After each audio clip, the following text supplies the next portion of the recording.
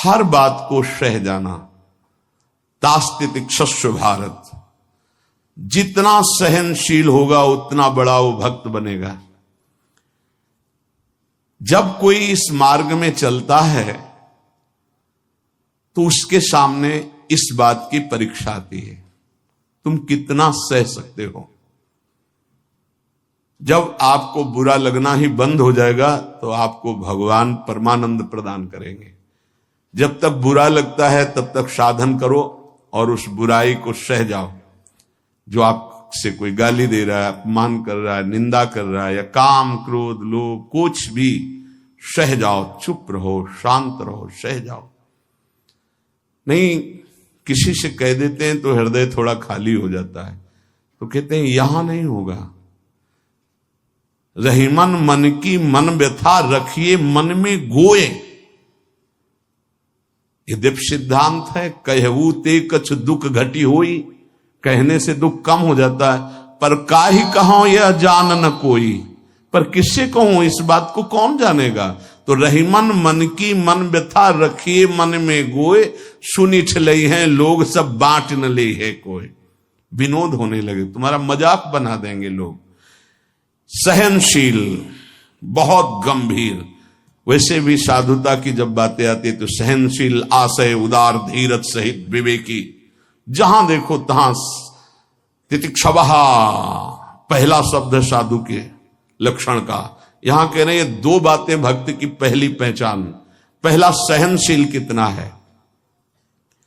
लोग उसे बुरा कहेंगे, उसकी हंसी उड़ाएंगे, उस पे कटाक्ष मारेंगे, उसका अपमान करेंगे, उसको छोड़ देने की धमकी देंगे, उसको लड़ने के लिए उत्साहित करेंगे। उसकी पराजय भी हो सकती है, पर वो शांत गंभीर, अपनी अंदर की वृत्ति को कभी विचलित ना होने दे, सह जाए। बहुत ध्यान देने की बात है। भजन करके उसे बचाना कठिन, बचा के पचाना कठिन। ये है भजन करना और उसको बचाना और उसको पचाना। आपको बुरा कहेंगे, पूज्य बाबा कह रहे, हंसी उड़ाएंगे, आपके कटाक्ष मारेंगे, बड़ा भजनानंदी बनता है, किसी से तो बात ही नहीं करता है, अपने को कुछ ज्यादा ही भगत समझते हैं क्या। ऐसे क्या क्या कटाक्ष करेंगे, आपको लड़ने के लिए उकसाएंगे, उत्साहित करेंगे कि आप लौट कर उनको जवाब दीजिए, लड़िए। वो ऐसा महसूस करवाएंगे कि आप हार गए, चुप हो गए, आप दब गए। चुप हो जाओ, हार जाओ, हरि को हरि नाम, मौन होकर चुपचाप सह जाओ। इस गुण से अध्यात्म की उन्नति बहुत जोर की होती है। सहिष्णु, सहनशीलता, तितिक्षा, इनको एक ही शब्द के पर्यायवाची है। सहित सहित बाढ़े भगत गृह तन गुरहित गार, सेवक जी महाराज कहते हैं। और जिसके अंदर सहनशीलता नहीं है तो वो केवल परमार्थ का आडंबर करेगा, स्वप्न में भी आध्यात्मिक उन्नति नहीं हो सकती। जागृत की तो बात जाने दो, पकड़ लीजिए। सबसे पहला लक्षण सहन करना। ये आप संकल्प कर ले कि जीवन में सब कुछ सहन करना है मुझे। जो सह गया सो साधु, जो टूट गया वो विषयी। यही बात हमको एक शराबी ने समझाई थी ब्रह्मावर्त बिठूर में। ए देखो, तिल तिल ये छवि काटी गई तो आज भगवान बन के पूज रही। ए बच्चा, टूटना नहीं। क्या भगवान का बाहरी स्वरूप था। वो बाहरी तो ऐसे मदिरा पान की एक लीला करते हैं दिखाए, लेकिन जब उपदेश मिला तो प्रणाम करके अंदर सोचा भगवान न जाने किस रूप में, और वो शब्द जीवन में नहीं भूला। खास बात होती कि जैसे ऐसे कोई बोल रहा है तो वो शब्द जीवन में नहीं भूला। ये टूटना नहीं, टूटना नहीं, कैसी भी परिस्थिति हो टूटना नहीं। यहां भी कह रहे जो सहिष्णु नहीं, सहनशील नहीं, वो आध्यात्मिक उन्नति जागृत की तो बात जाने दो, स्वप्न में भी नहीं होगी। कुछ नहीं हाथ लगता, आडंबर केवल रहता है। अतः भक्त को अधिक से अधिक नाम जप के द्वारा ये शक्ति बढ़ानी चाहिए सहन करने की। कितना भी कुछ भी अंदर कोई विकार, मनोवेग, वाणी वेग, उदर वेग, जनेन्द्रीय वेग, कोई भी वेग, सब चुपचाप सह जाओ। ये मार्ग है सहन करने का, सहन करने का। भगवत प्राप्ति का जो मार्ग है वो सहन करने का मार्ग है। शांत, अपने मन की बात किसी से भी मत कहो, कहो तो केवल प्रभु से कहो अगर कहना ही है, नहीं तो कहने की जरूरत नहीं, वो देख रहे हैं, उन्हीं का विधान रचा हुआ है, उनसे क्या कहना। वो भोरी सखी का एक पद में है ना, दिल दे करके दिल की सुख दुख की बातें क्या कहना, जब दिल ही दे दिया तो क्या सुख दुख की बातें कहना। पहला तो ये हुआ सहिष्णु, सहनशीलता, और दूसरा नाम जप। ये दो से भक्त की पहचान, दो चीजें। निरंतर नाम जप हो रहा है कि नहीं, हर प्रकार के आक्रमण को आप सह रहे हैं कि नहीं, बस यही भक्ति की पहचान। और तो सब लक्षण आ ही जाते हैं। नाम में जितनी अधिक शक्ति है उतना कोई वर्णन ही नहीं कर सकता, इतनी अधिक अचिंत शक्ति नाम में है। नाम में जितना मन लगाओगे तो तुम्हारा मन निर्मल और तुम्हारा बल बढ़ता जाएगा और वो निर्बल होता जाएगा। दोनों बात समझ लो, मन निर्मल और निर्बल। निर्बल तुम्हारे अधीन। अभी क्या है, मन बलवान और हम उसके अधीन हैं, और मन मलिन तो हमको संसार में फंसा रहा है। नाम में जितना आपका भाव बनता जाएगा, श्रद्धा विश्वास बनता जाएगा, उतनी ही तुम नजदीक प्रभु के पहुंचते जाओगे। भजन करना कठिन, करके बचाना कठिन, पचाना एक सूत्र केवल, सब कुछ सहन करना है जीवन में। भूख प्यास गर्मी सर्दी मान अपमान निंदा स्तुति सब सहन करना, चुप शांत एकदम अंदर, और नाम जप। बस ये दो बहुत जोर की बात बाबा ने बताई कि सहनशीलता और नाम जप ये प्रधान दो गुण हैं जिससे भक्त की पहचान होती। तो हम अंदर अपने करें, दूसरों पे नहीं, अपने अंदर कितना नाम जप कर रहा, हम कितना सहनशील है। जब नई नई अवस्था में साधन में आए थे तो ये मनाते थे कि कोई अपमान करे देखे कैसा लगेगा, कोई अपमान करे। फिर भगवान ने बड़ी कृपा की, बहुत अच्छे अच्छे शब्दों के स्वागत हुई, तो हृदय में भी अब कैसा लग रहा है। एक समय ऐसे सीधे गंगा के किनारे जा रहे तो सामने से बड़ी गालियां और बड़े कटु वाक्य, ऐसे वैसे क्या क्या बातें, शांत एकदम चुप। कैसा लगा? मांगते थे कि प्रभु कभी अपमान हो तो कैसा लगेगा, कैसा लगा? शांत मन, हाँ चलो ठीक है आगे चलो। भगवान कृपा करके देते हैं। संत जन इसी से समझते कि हमारे ऊपर कितनी कृपा है। जब हमारा कोई अपमान करे हमें गुस्सा ना आवे, कोई विकार हमारे अंदर आवे, गलत चेष्टा ना हो, उसको सह गए, तब बड़ी कृपा श्री भगवान की हमारे ऊपर है। संसार का चिंतन तो सारी दुनिया करती है, यदि भक्त भी संसार का चिंतन है तो किस बात का भक्त है। अगर दो चीजें लानी, सहनशीलता और निरंतर भजन, तो ये 6 साधन हैं। ये 2 महान सद्गुण प्राप्ति के, भक्त के 2 महान सद्गुण, सहनशीलता और निरंतर नाम जप। अगर ये बात तुम्हें लानी है तो ये 6 साधन पूज्यपाद उड़िया बाबा जी महाराज बता रहे हैं। पहला, हल्का भोजन। पहला प्रहार भोजन पर किया है, और सच्ची बात है, और आप लोग भी अनुभव किए होंगे अगर भजन में चित्तवृत्ति लगाए हैं। पेट में वजन ज्यादा, भजन कम। देख लो, आप खुद देख लो। हल्का भोजन, इतना हल्का कि आप भोजन पाकर बैठे और आपको महसूस ना हो कि आपके पेट में वजन है, इतना भोजन पाया। होता है जैसे 5 रोटी पाने की आपके पेट में क्षमता है तो 3 पाए, 5 पाने की क्षमता 7 पा गए, तब तो फिर 7.5 ही शनिचर आ ही जाएगा बुद्धि में, नहीं आ जाएगा। बिल्कुल प्रमाद आ जाता है, पक्का प्रमाद आ जाता है। धन्यवाद है उन उपासकों को जो एक दिनचर्या में रहते हैं। हाँ ठीक है, 1 चम्मच खीर डाल दीजिए, 1 पीस से डाल, बस दोबारा हमसे मत पूछना, बस वो अपनी निष्ठा में रहते हैं।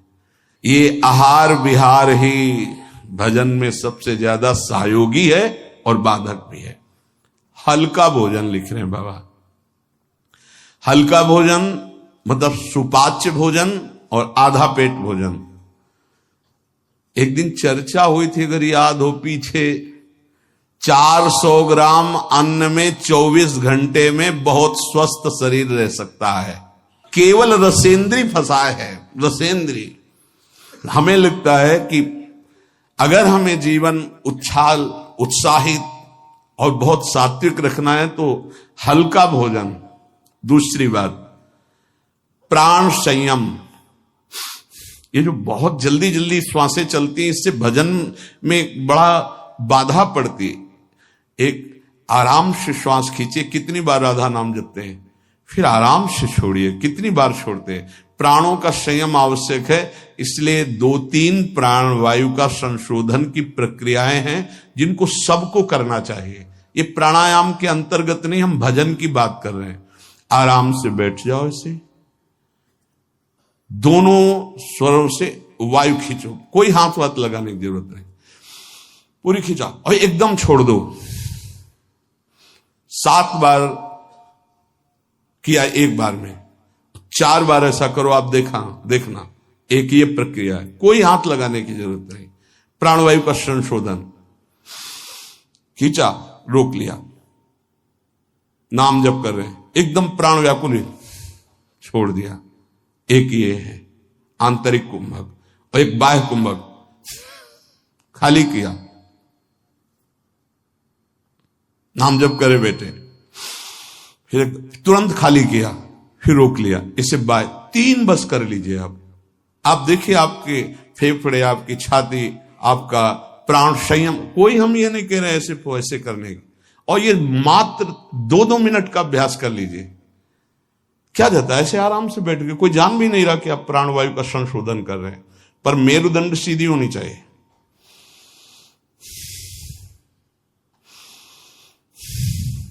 जितना अधिक खींच पाओ, अधिक छोड़ पाओ, 6 बार, 7 बार, 8 बार, बस, इससे ज्यादा नहीं। और ये 4 बार दिन में, एक बाह्य कुंभक, एक आंतरिक कुंभक, ये 5-5 बार कर ली। आप देख लीजिए आपका प्राणवायु कितना, जितना प्राणवायु पवित्र होगी उतनी सुंदर अन्न पाचन क्रिया होगी, और उतना ही आपके मस्तिष्क में एक गुदगुदाहट सी, ध्यान करने की इच्छा होगी।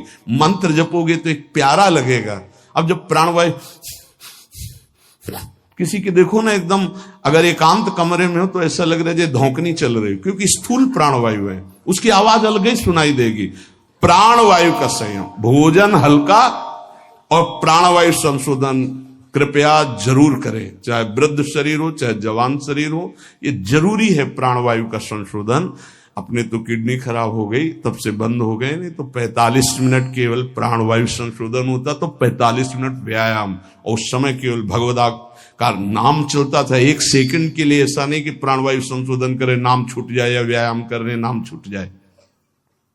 तीसरा, कम बोलना, क्योंकि नाम चलाना है और सहनशील होना है। देखो, जब हम अपनी कमजोरी किसी से कहते हैं तो कमजोरी हम पर बढ़ती है और दूसरा हमारा उपहास करता है।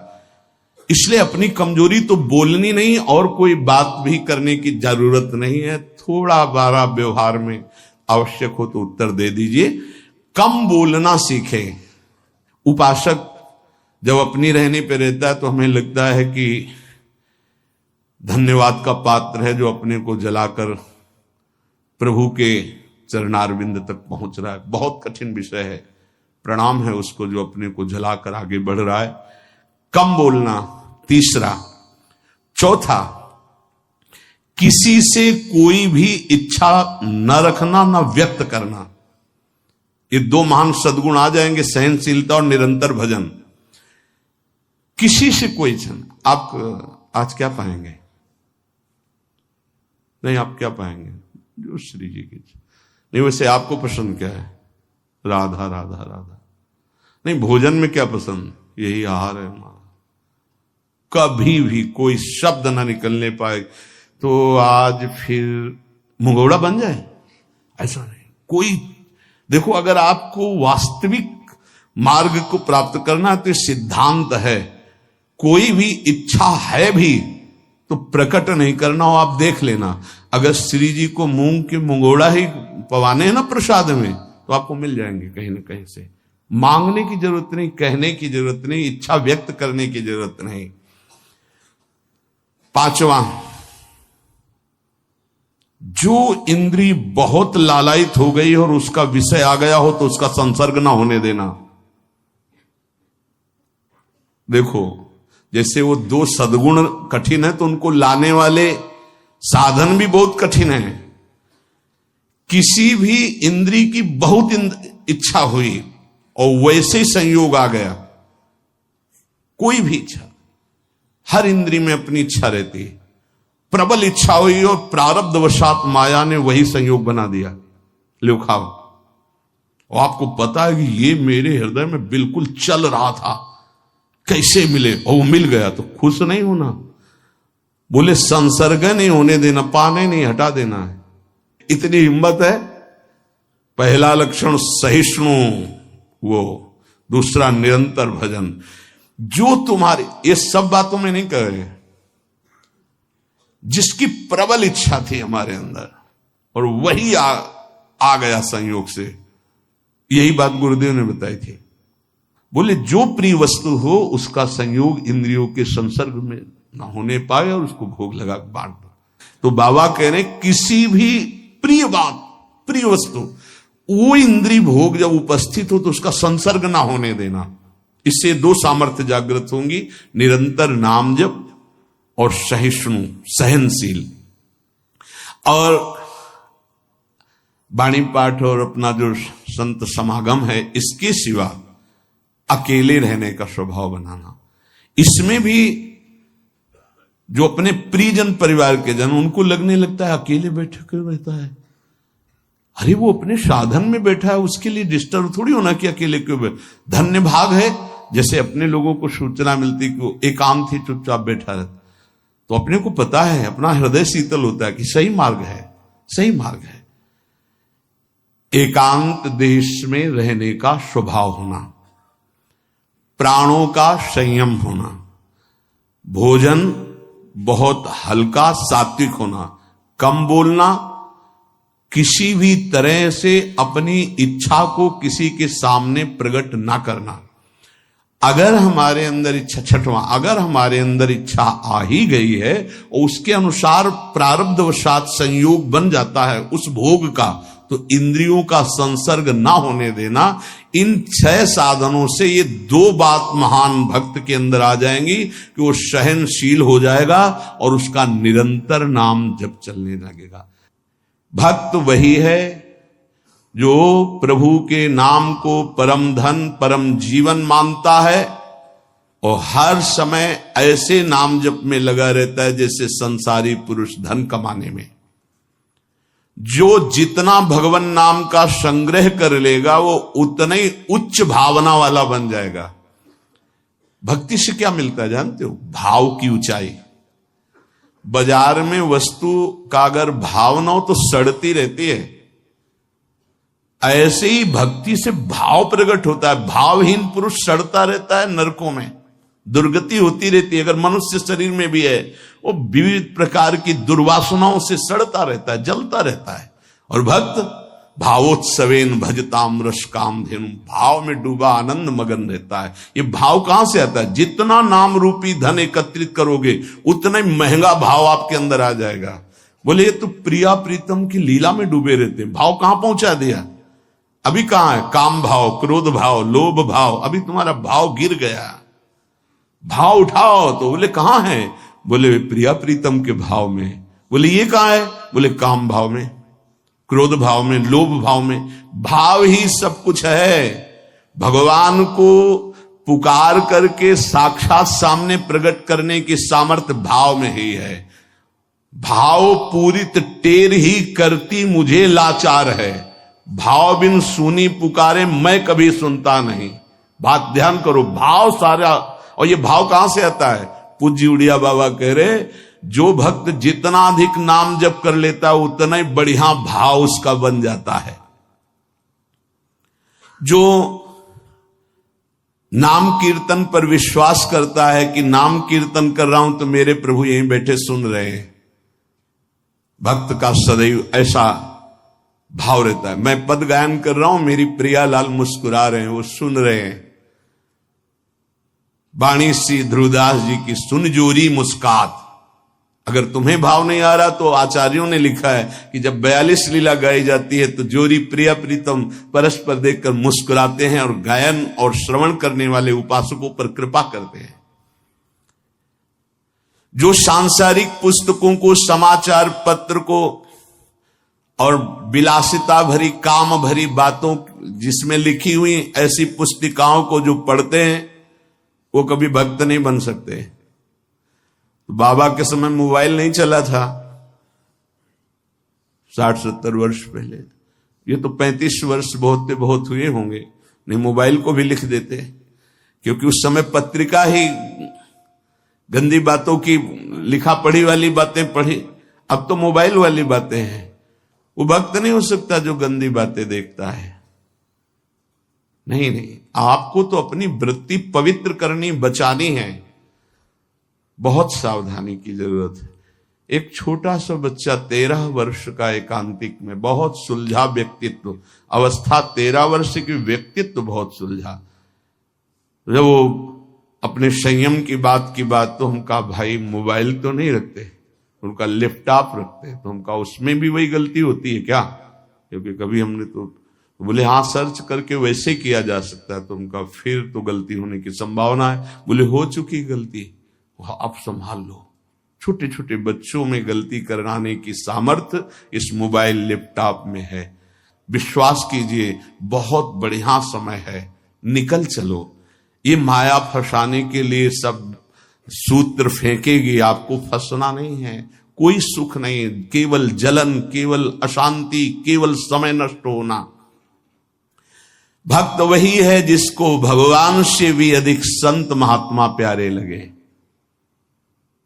सातो सम मुहिमे जग देखा, भगवान श्री राम कह रहे हैं सबरी जी के सामने, सातो सम मुहिमे जग देखा मोते अधिक संत। पूज्य बाबा कह रहे हैं भक्त वही जिसे संत, भक्त, महात्मा भगवान से भी बढ़कर प्यारे लगे। आज राम जी के प्यारे हमें मिल गए, आज श्याम जी के प्यारे में, आज प्रियाजू के प्यारे मिल गए। वैकुंठ प्रिय दर्शना दुर्लभो मानुषो देहो देहि नाम क्षण भंगु रहा तत्रापि दुर्लभम मन्नेत वैकुंठ प्रिय दर्शनम।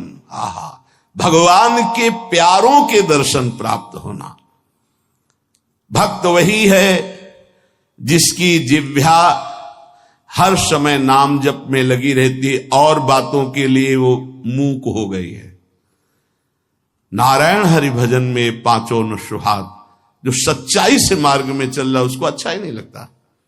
विषय भोग, निद्रा, हंसी, जगत प्रीति, बहु बात नहीं अच्छा लगता। भक्त वही है जो अपने चित्त को सुरक्षित रखता है। लोग और सब बाहरी वस्तुओं को सुरक्षित रखने की चेष्टा करते हैं पर चित्त को गंदा कर देते हैं। गंदा चित्त, गलत चिंतन। भक्त बाहरी वस्तुओं की सुरक्षा हो, चाहे आग लग जाए, लेकिन चित्त में सुरक्षा में कोई फर्क ना पड़े। चित्त हमारा चित्तचूर के चिंतन में लगा रहे। जहां तक बन सके अपने चित्त को बचाने की कोशिश करो। साधक अपने चित्त को सुरक्षित रहता है, अपने चिंतन को सुरक्षित रखता है। वही साधक है जो चिंतन को सुरक्षित रखे, और कोई परवाह नहीं सुरक्षा रहे या ना रहे। चित्त सुरक्षित है तो निरंतर चिंतन का प्रभाव भगवत साक्षात्कार करा देगा। भक्त वही है जो प्रभु से केवल प्रभु को मांगता है। ध्यान दीजिए, भक्त वही है जो प्रभु से केवल प्रभु मांगता है कि आप चाहिए आप, हमें और कुछ नहीं चाहिए, बस आप मेरे हैं, मैं ऐसा मस्त रहूं, बस ये हमें चाहिए और कुछ नहीं। आप से आप चाहिए, बस आपसे आपकी माया का कुछ नहीं चाहिए, आप चाहिए। भक्त वही है जो भारी विपत्ति काल में किसी भी व्यक्ति का सहारा न लेकर इष्ट के भरोसे रहता है। ये बहुत कठिन बात है। जब आपके अंदर कोई समस्या जागृत होती, विपत्ति जागृत होती, तो आपका मन कहां जाता है? प्रियाजू पे, या किसी व्यक्ति, किसी सलाहकार मित्र, यार हम बहुत समस्या में हैं, बहुत हमारा मन अशांत है। नहीं कहना। प्रभु की छवि लो और छाती से लगा के उनसे बात करो, हमारा चित्त बहुत अशांत है, प्यारे आप संभाल लो। या बाहरी कोई विपत्ति है तो आप बात करके देखो ना कभी, पर भाव नहीं है तो बताया नहीं। फिर वो भाव बिन सुनी पुकारे मैं कभी सुनता नहीं। इसीलिए नाम जप से भाव का जागरण होता है। भाव से यदि पुकारे तो हमने सेकंड में परिवर्तन होते हुए देखा। 1 सेकंड में परिस्थिति का परिवर्तन, 1 सेकंड में भारी से भारी समस्या का समाधान, जो ही प्रभु से प्रार्थना, उसका तत्काल परिणाम देखा है। एक मात्र भगवत चिंतन ही समस्त विपत्तियों के नाश का उपाय है। हरि स्मृति सर्व विपदि मोक्षणम। इसलिए कभी किसी से सहायता मत मांगो। अगर किसी और की सहायता मांगी तो द्रौपदी की तरह परेशान होना पड़ेगा। आखिरी में द्रौपदी जी ने ठीक जगह सहायता मांगी। हा गोविंद द्वारिका वासिन, तो यहां से वस्त्र हटा नहीं पाया 10,000 हाथियों का बल रखने वाला दुशासन। हम लोग बड़े कमजोर भक्त हैं। थोड़ी सी भी बात हो तो हम किसी का, अन्य का सहारा ले लेते हैं। माता पिता भाई बंधु रिश्ते नाते ठीक है ये, लेकिन सहारा सिर्फ इष्ट देव का। जरा इस शब्द पर देखिए, मेरी महारानी श्री राधा रानी, जाके बल में सबसों तोरी, लोक वेद कुल कानी। किया आपने, तोड़ा आपने। सबसों तोरी लोक वेद कुल कानी, तब असलियत में मेरी महारानी श्री राधा रानी। बाबा कह रहे हैं भक्त वही है जो भारी विपत्ति काल में किसी भी व्यक्ति की सहायता के लिए न देखे, केवल प्रभु की तरफ। अब वो क्या रूप रख करके आते हैं वो देखेंगे, लेकिन किसी अन्य आश्रय में ना आ जाए, नहीं तो हमारी भक्ति बाधित हो जाएगी। प्रहलाद जी ने किसी को पुकारा क्या? किसी भक्त के जीवन में देखो, किसी के पास गए क्या हाथ जोड़ के कि जमींदार या बादशाह या किसी कि आप हमारा सहयोग कर दो? नहीं, प्रभु देखेंगे। और वो ऐसे अंतिम समय तक कोई सहयोग नहीं कि अब अगला कदम जाएगा ये गिरेगा, और उसी कदम पे प्रभु ऐसे बस आखिरी दम तक वो देखते कि शायद कोई अंदर से पुकार पड़े किसी और को। जब देखा कि बस वो पकड़, आप निहाल हो गया, विपत्ति नहीं अब संपत्ति घेरेगी, अब कोई तुझे परेशानी नहीं, मेरी कृपा संपत्ति तेरे को सदैव दुलार करती रहेगी। पूज्य बाबा कह रहे हैं भगवान का सच्चा भक्त वही है जो भगवान से अधिक किसी को नहीं मानता। जड़ चेतन मनुष्य पशु पक्षी लोक लोकांतर मानता है तो सबको भगवत में मानता है, भगवान से बढ़कर किसी को नहीं मानता। फिर तुम किसी को अपना या पराया कैसे कह सकते हो? जब तुम श्री भगवान के हो तो तुम्हारा अपना कौन है? जब तुम श्री भगवान के हो, शम्य भगवान है, तो पराया कौन है? ये सूक्ष्मता समझिए। तुम भगवान के भक्त होकर किसी और को अपना कहते हो या किसी को पराया कहते हो, तो अभी सही भक्ति नहीं आई। ना कोई अपना और ना कोई पराया। कबीरा खड़ा बाजार में सबसे पूछे खैर, ना काहू सो दोस्ती और ना काहू सो बैर। ना कोई अपना और ना कोई पराया। यदि तुम किसी को बुरा कहते हो और किसी को भला कहते हो तो तुम्हारे अंदर भक्ति कहां है? राग द्वेष युक्त हृदय भक्ति वाला हृदय थोड़ी होता है। इसलिए इसको मिटाओ और मिटाकर समान भाव लाओ, ना कोई अपना ना कोई पराया। प्राणी मात्र में भक्त का राग द्वेष नहीं होता। भक्त भगवान के साक्षात विग्रह में दर्शन करता है। यदि धातु या पाषाण की भावना है तो अभी वो भक्त नहीं हुआ है, साक्षात मेरे प्रभु है। सर्वव्यापी ईश्वर तो ज्ञानी जन भी कहते हैं। भक्त की महानता है और सर्वव्यापता का भाव तो गौड़ रहे, मुख्य भाव रहे साक्षात विराजमान प्रभु है। भक्त का भाव समिट जाता है, सर्वव्यापी भाव होने के बाद वो समिट जाता है। ये दो गुण प्रधान रहते हैं और बहुत से गुण रहते हैं भक्त में, पर दो ये गुण प्रधान रहते हैं।